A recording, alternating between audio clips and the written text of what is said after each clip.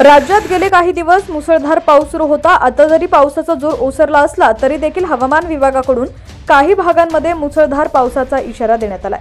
राज्यात गेले काही दिवस मुसळधार पाऊस सुरू होता, मात्र आता पावसाचा जोर ओसरलाय। अनेक भागांमध्ये पावसाने विश्रांती घेतल्याचं चित्र देखील पाहायला मिळतंय। दरम्यान जरी पावसाने उघडीप दिली असली तरी देखील आजही राज्यातील काही भागांमध्ये हवामान विभागाकडून पावसाचा इशारा देण्यात आलाय।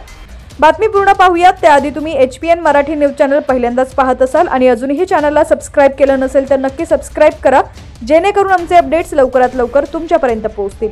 तर हवामान विभागाकडून देण्यात आलेल्या इशाऱ्यानुसार आज कोकणातील फक्त 2 जिल्ह्यात रत्नागिरी आणि रायगडमध्ये पावसाची शक्यता आहे। या जिल्ह्यांना पावसाचा येलो अलर्ट देण्यात आलाय।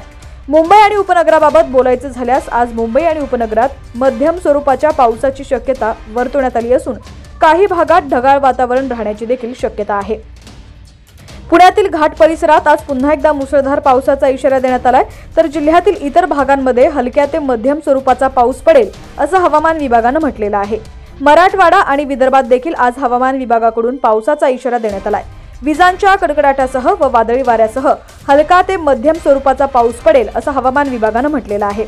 अकोला, अमरावती, भंडारा, बुलढाणा, चंद्रपूर, गडचिरोली, गोंदिया, नागपूर, वर्धा, वाशिम आणि यवतमाळ या सर्व जिल्ह्यांमध्ये पावसासोबतच विजांचा कडकडाट आणि वादळी वाऱ्याचाही सामना नागरिकांना करावा लागणार आहे। त्यामुळे पुढचे काही तास हे धोक्याचे असणार आहेत। दरम्यान या सगळ्यात तुमच्या भागात देखील पावसाची काय परिस्थिती आहे, पाऊस झाला की नाही हे देखील आम्हाला कमेंट सेक्शनमध्ये नक्की कळवा।